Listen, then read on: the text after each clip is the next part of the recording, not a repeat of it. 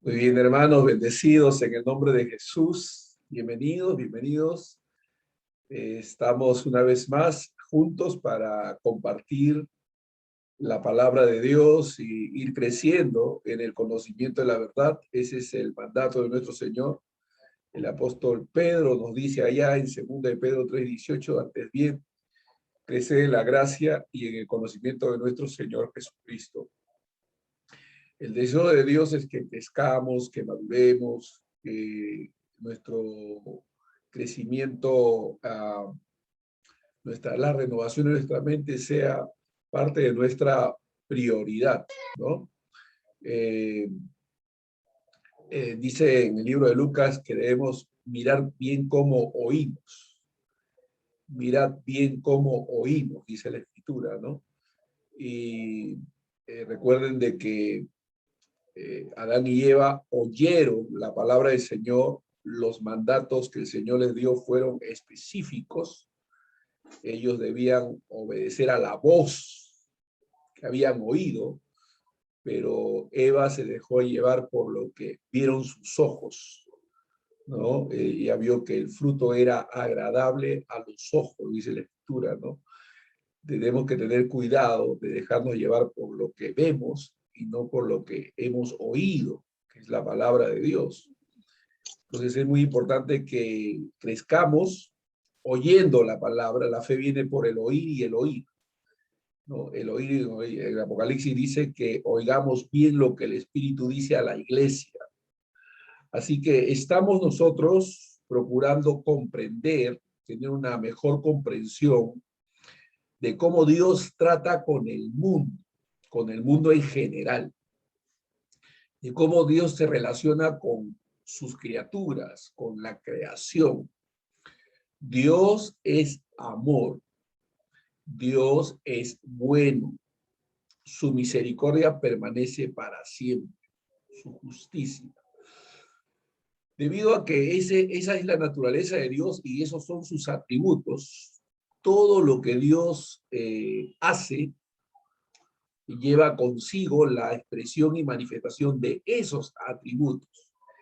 El carácter de Dios eh, está presente en cada acto que Dios lleva a cabo, que Dios lleva a cabo. Hay un tema muy importante, a veces desconocido por nosotros los creyentes, que tiene que ver precisamente con eso, con la relación que Dios tiene con sus criaturas y con su creación. A esta relación, a esta obra que Dios lleva a cabo, se ha denominado la gracia común. La gracia común. Distinguiéndola precisamente de la gracia particular, la gracia singular, con la que Dios se relaciona con sus hijos, con aquellos que han hecho de Jesús un Señor. Hay una gracia especial manifestada ahí en la persona de Cristo, con la que Dios se manifiesta en aquellos que han creído en Jesús. Hay una relación muy especial, muy particular, muy singular. Recuerden a Jesús orando, diciendo en relación a esta comunión que tiene con sus discípulos, dice él, no te ruego que los quites del mundo, sino que los guardes del mal, ¿no? Que los guardes del mal. Entonces Dios se relaciona con nosotros como creyentes, como hijos, como elegidos, pero también se relaciona con el mundo. Y su providencia, su soberanía, que es administrada a través de su providencia, se manifiesta en todo lo que existe. Es nuestro deber como creyentes reconocerlo en todos nuestros caminos y Él enderezará nuestras veredas. Fíjense cómo era que en el antiguo pacto el salmista llega a decir, Jehová está entre los que me ayudan.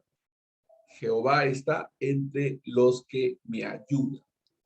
O sea que el salmista reconocía que detrás de los actos de bondad que los hombres pudieran manifestar para con él, estaba Dios, impulsándolos, moviéndolos, motivándolos para que ellos hicieran lo que estaban haciendo. Ese reconocimiento es muy importante en nosotros, que nosotros podamos reconocer al Señor en todos nuestros caminos, que podamos ser reconocedores de su gracia, tanto de su gracia especial como de su gracia común, su gracia general. La gracia común es el favor general por medio del cual Dios restringe el pecado y sus consecuencias, mantiene la vida y la cultura humana. Él otorga una serie de dones, bendiciones a todas las personas de manera indiscriminada. Recuerden, Santiago 1:17 dice que toda buena dádiva y todo perfecto desciende de lo alto del Padre de las luces. Entonces, toda buena dádiva, todo perfecto desciende de Dios. Esas manifestaciones, esos dones que los hombres ostentan, esos talentos naturales, humanos, que los hombres manifiestan, no es sino una manifestación y expresión de la gracia de Dios para con ellos, ¿no? Para con ellos. Porque la gracia común es la gracia por la cual Dios se ocupa de su creación, la humanidad, sosteniéndola, guiándola providencialmente. A pesar de los efectos devastadores de la caída del hombre, Dios está detrás de toda obra. Dios no solamente conoce el futuro, sino que la determina, ¿no? Dios no solamente conoce el futuro, sino que la determina, ¿no? Dios determina las cosas que van a suceder. Él sabe exactamente qué cosas van a pasar. No hay nada que se escape de su conocimiento, de su propósito y plan. Todo está bajo el conocimiento, bajo la previa dirección y guía de Dios. Todo, sin excepción. Entonces, a diferencia de la gracia especial por la cual Dios renueva y redime a su pueblo, la gracia común refrena el pecado, mantiene la vida, otorga dones a las personas indiscriminadamente. No es el favor salvífico, ¿no? No es la salvación en términos eternos, pero es, digamos, una gracia que permite que el mundo gire y vaya hacia aquel propósito que Dios ha dispuesto en la totalidad de lo que Él ha establecido para su plan redentivo, para su plan salvífico, para su plan en general, ¿no? Entonces, ya que se refiere al sostenimiento inmerecido y misericordioso logro creado por parte de Dios, es la benevolencia general de Dios hacia la humanidad, ¿no? Aún después de la caída, pues, ¿no? O sea, entendiendo que a pesar de que el mundo es un mundo pecador, Dios no ha soltado, dejado a la plena disponibilidad o disposición del hombre, sino que Él tiene el control de todos los eventos humanos, ¿no? Dios está presente con sus criaturas, revelándose a la humanidad por las obras de sus manos de una manera general, aunque no especial o salvífica, como hemos venido diciendo. Entonces, fundamental, ¿no? Esta gracia común, distinguiéndola de la gracia especial, no es suficiente para traer salvación, ¿no? Pero restringe los efectos del pecado, permite que haya de parte de los pecadores acciones buenas, bellas dentro de la cultura, la música clásica, las grandes pinturas, las expresiones culturales, los inventos humanos. No es sino Dios detrás de toda esa ciencia, de toda esos avances. Dios está detrás de todas aquellas acciones. La doctrina de la gracia común es teológicamente significativa porque nos permite a nosotros los cristianos afirmarnos y deleitarnos en su bondad, la belleza y el valor de la creación y la cultura, al mismo tiempo que reconocemos la seriedad del pecado, incluso después de la caída, ¿no? Hay un valor inherente en la creación de Dios. La gracia no se opone ni entra en conflicto con la naturaleza. Nosotros nos oponemos al pecado, pero reconocemos los avances, las entre comillas, las creaciones que los hombres van trayendo a manifestación. Detrás de todo aquello está el hecho de que el hombre no ha sido hecho sino a semejanza e imagen de Dios, ¿no? Entonces expresa esas cosas a través de esta gracia. Muy bien. Retomando un poquito y tratando de redondear un poco estas ideas.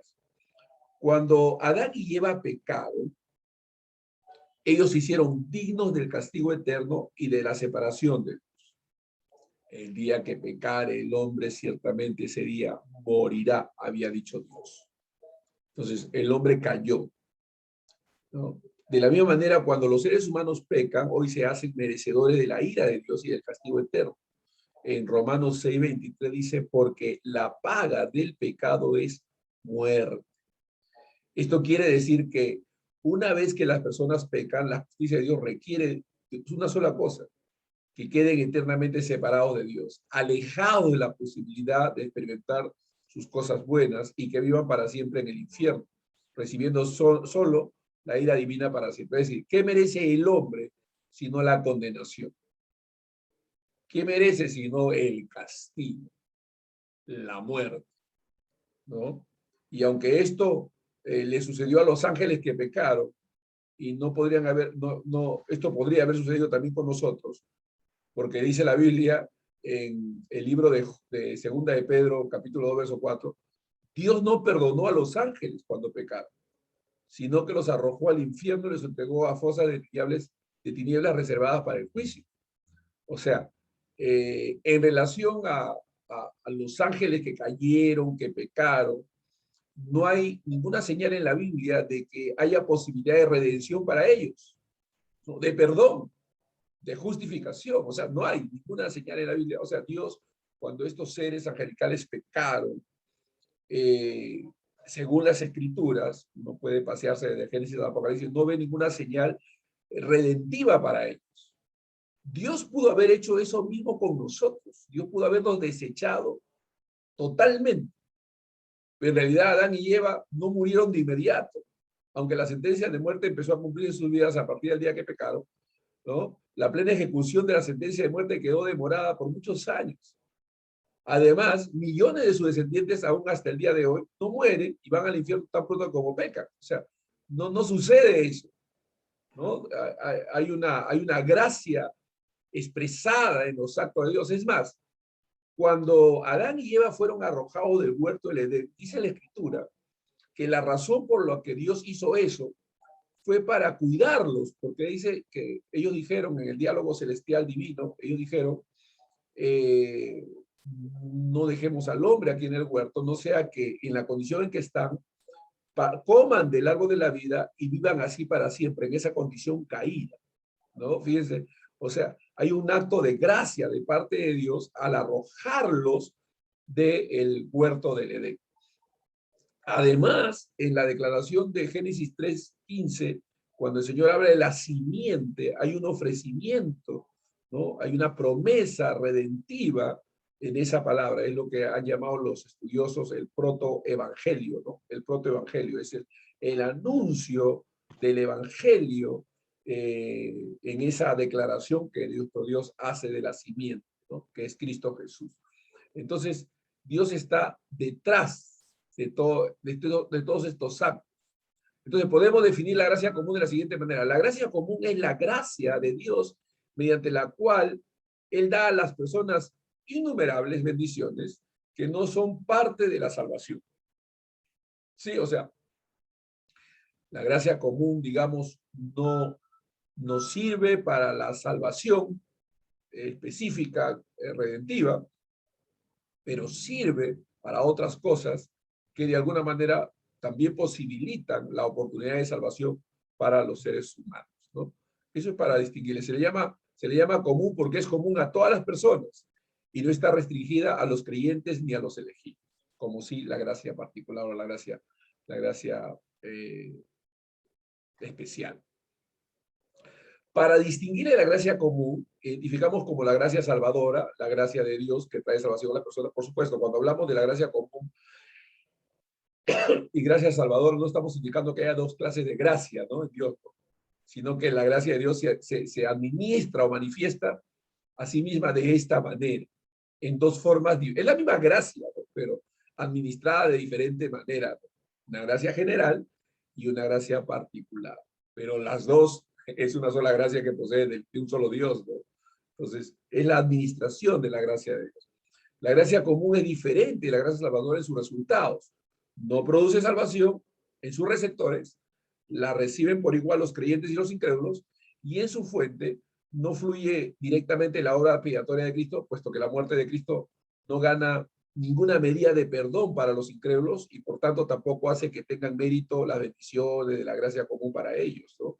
Sin embargo, sobre este último punto deberíamos decir que la gracia común fluye indirectamente en la obra redentora de Cristo, ¿no? O sea, hay una especie de amnistía o de prolongación de la ira de Dios hasta el final, ¿no? Reservada para el final a raíz de la obra redentora de Cristo. Es decir, que esta gracia común, aunque no trae salvación de manera directa al pecador, sin embargo, le da la posibilidad de salvación, ¿no? Porque a través de esa gracia común podemos vivir quieta y reposadamente, a fin de que podamos predicar la palabra de Dios y muchos puedan ser salvos. Es decir, que no es eminentemente la gracia común algo que se desentiende de la obra redentora de Cristo, ¿no? Sino que está conectada con ella, ¿no? Entonces, Dios está detrás de cada obra redentora y esta obra redentora se la debemos a Cristo Jesús. Entonces, debido al hecho de que Dios no juzgó al mundo de una vez cuando entró al pecado, de manera primaria, él, debido a la obra de Cristo en la cruz del Calvario, hizo posible que esta gracia común también se manifestase en el ser humano. La gracia común no cambia el corazón, ni lleva a las personas al arrepentimiento genuino y a la fe. Por tanto, no puede salvar a las personas, aunque en la esfera intelectual y moral puede dar algo de preparación para hacer que las personas estén más dispuestas.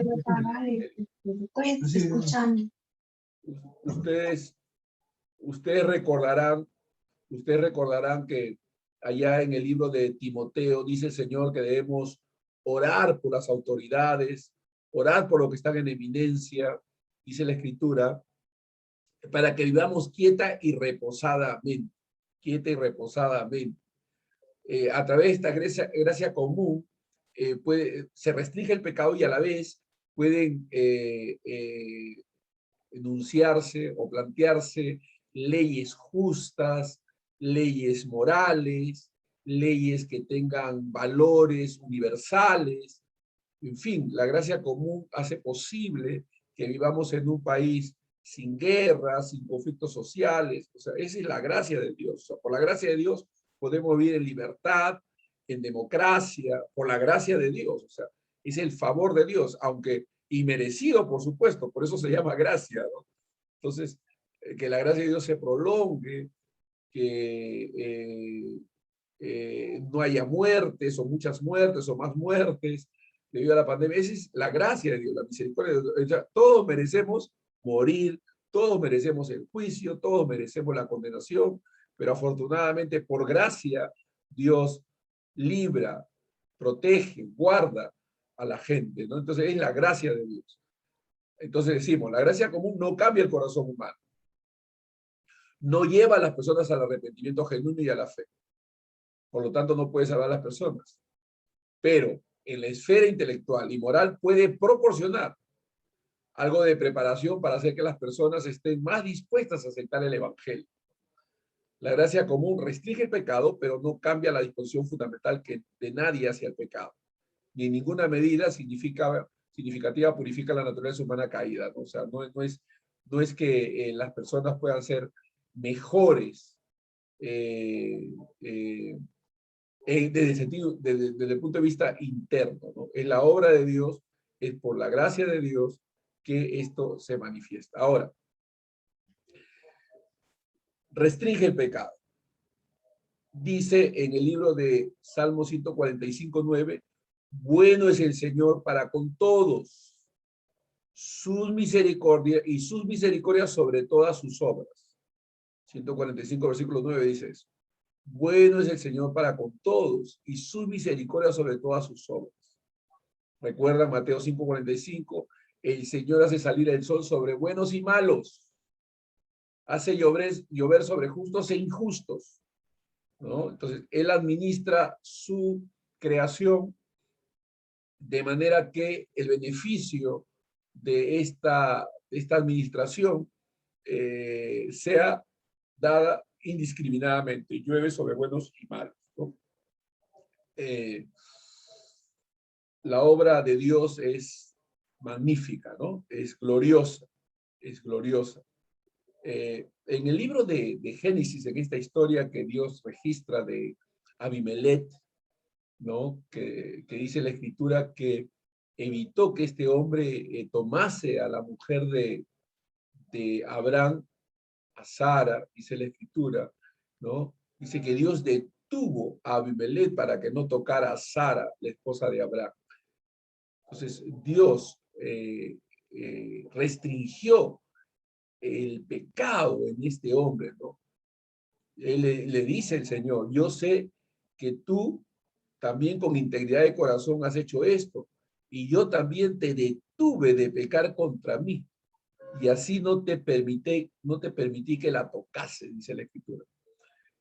Cuando Elías le dice al Señor que él solamente ha quedado, que todos se han ido tras Baal, el Señor, la divina respuesta es, de parte del Señor, el Señor le dice, Elías, yo me he reservado 7,000 hombres que no han doblado sus rodillas ante Baal. Yo me he reservado 7.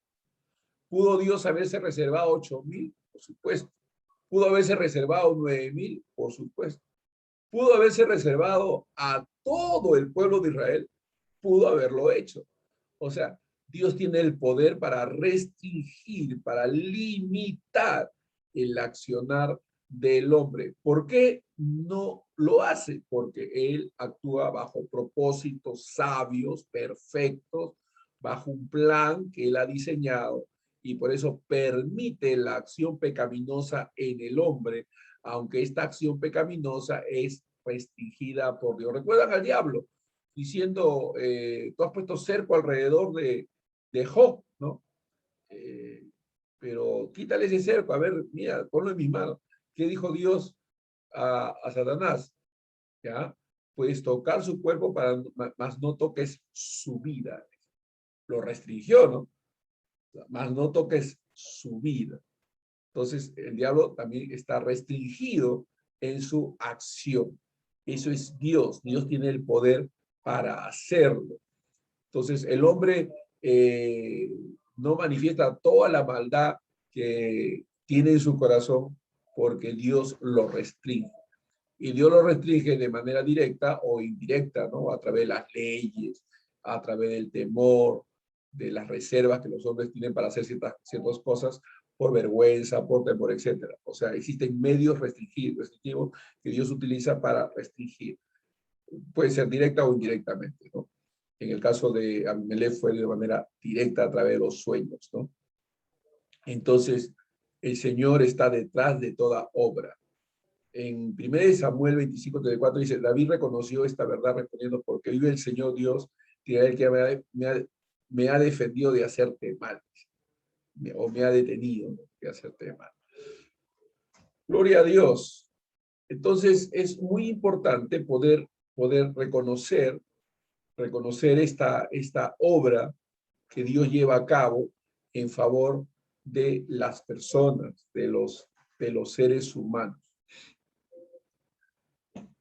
Cuando nosotros decimos que Dios tiene el control, cuando decimos que Dios tiene el control, hay que entender que no debemos imaginarnos que ese control es de manera arbitraria, caprichosa, sino que Dios tiene el control de todas las cosas, de todas las personas, pero la Biblia muestra de que sin alterar o, o, o quitar la responsabilidad que el ser humano tiene a causa de lo que hace. O sea, la responsabilidad humana está ahí, está presente en todo esto. Voy a buscar un texto que me gustaría compartir con ustedes en el libro de Hechos, en el capítulo, creo que es el capítulo 4, permítame ubicarlo un ratito. Vamos a ver. Es interesante este pasaje. Dice, cuando los creyentes piden confianza, en Hechos capítulo 4, versículo 23, es interesante la declaración que estos hombres hacen por medio de la oración, pero también el conocimiento que ellos tenían del control de Dios sobre los eventos humanos. Es interesante cómo ellos podían reconocer que Dios estaba detrás de cada evento humano, ¿no? El conocimiento que estos creyentes manejaban en cuanto a la gracia común es extraordinario. Por supuesto, ellos no le llamaban la gracia común, ¿no? Pero no teniendo esa definición en cuanto al término, el concepto sí lo manejaba. Miren lo que dice, Hechos capítulo 4, versículo 23. Y puestos en libertad, está hablando de Pedro y Juan cuando salen de la cárcel, y puestos en libertad, vinieron a los suyos y contaron todos los que los principales sacerdotes y los ancianos les habían dicho. Y ellos, habiéndolo oído, alzaron unánimes la voz a Dios y dijeron, fíjense, Juan y Pedro están reportando la situación en la que han estado, el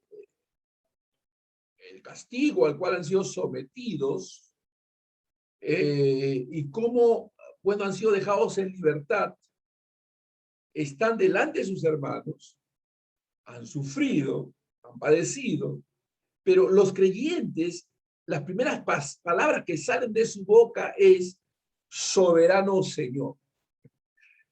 Qué tremendo. O sea, cuando ellos dicen soberano Señor, están diciendo, tú tienes el control, tú eres el rey, tú eres soberano, tú eres el dueño de todo y tú estás detrás de todo lo que pasa. Fíjense lo que añade.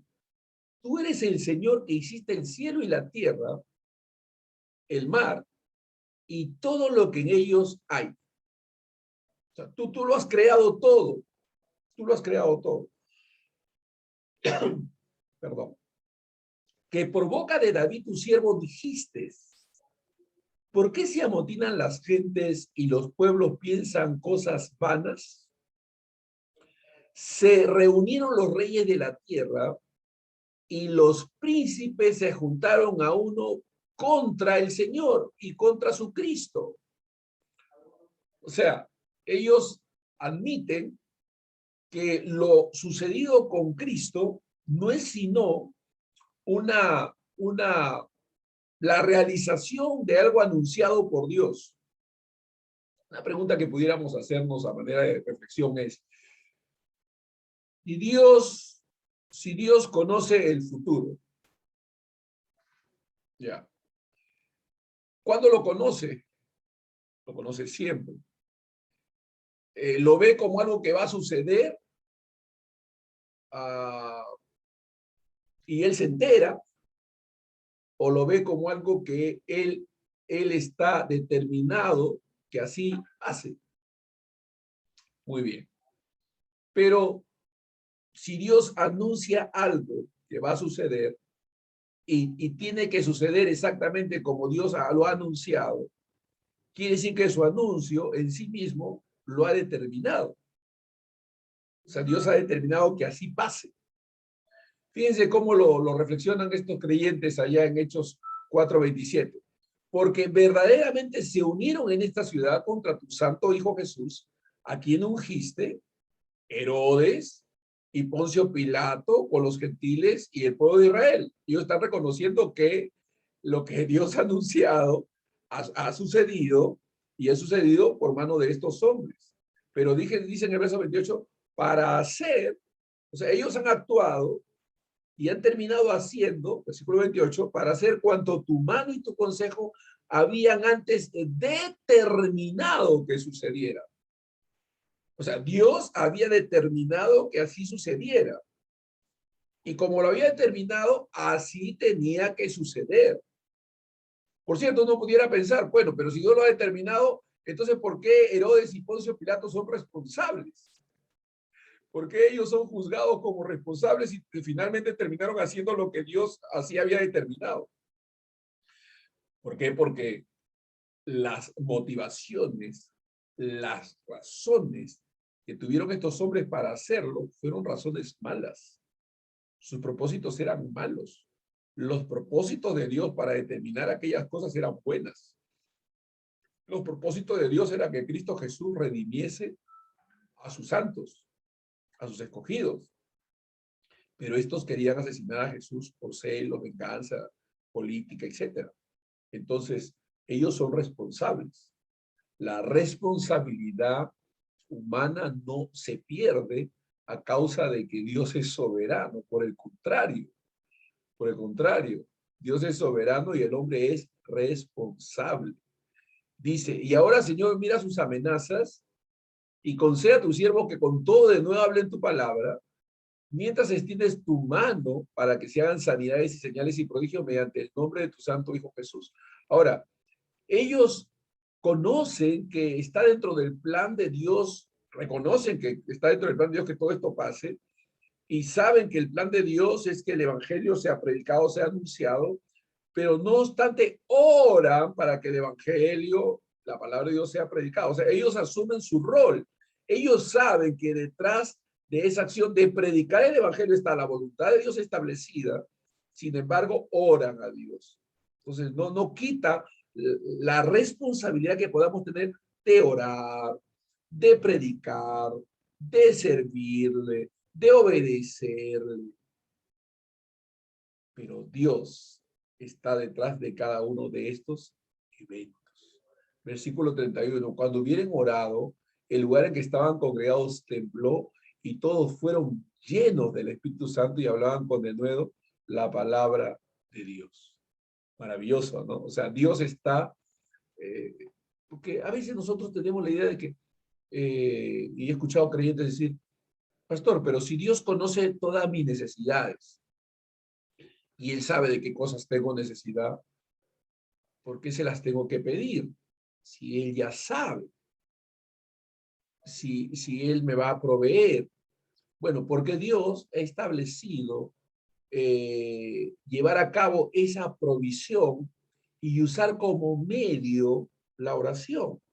O sea, Dios quiere que oremos, Dios quiere que le pidamos, Dios quiere que prediquemos, Dios quiere que le obedezcamos, ¿no? Y nosotros debemos hacerlo en la confianza y seguridad que eso es lo que a Dios le agrada, ¿no? Entonces, la determinación de Dios no significa que nosotros podamos tomar una actitud fatalista en el sentido de que las cosas van a pasar y no hay nada que hacer.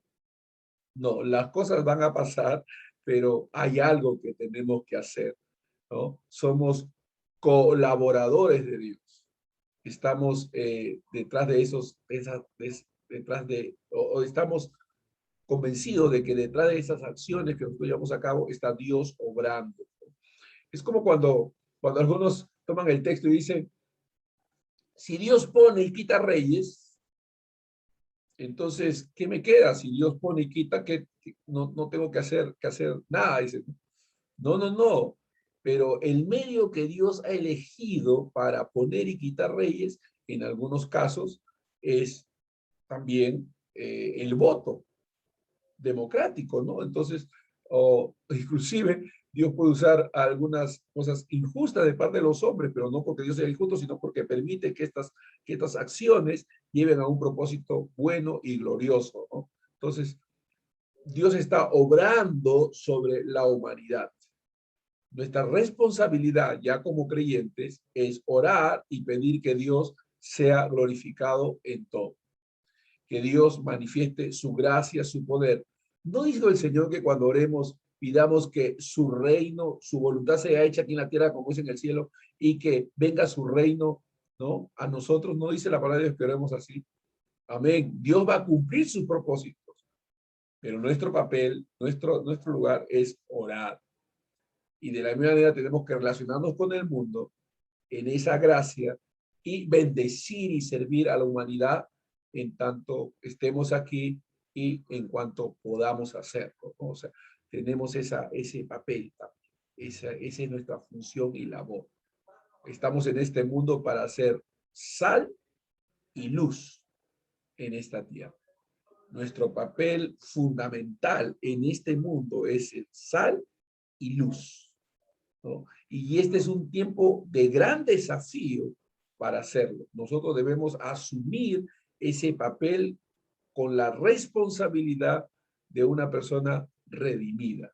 Amén. Somos hijos de Dios, estamos en este mundo para alumbrar, para hacer un testimonio vivo del amor y de la gracia de Dios. Aleluya. Ese es nuestro papel.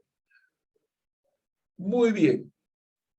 Vamos a dejar que nuestros hermanos pudieran compartir, preguntar, intervenir para seguir desarrollando en caso tengan alguna pregunta o alguna duda. Adelante, hermanos, si tienen alguna inquietud, alguna pregunta, alguna duda en cuanto a lo que estamos compartiendo y seguimos dialogando. Muy bien.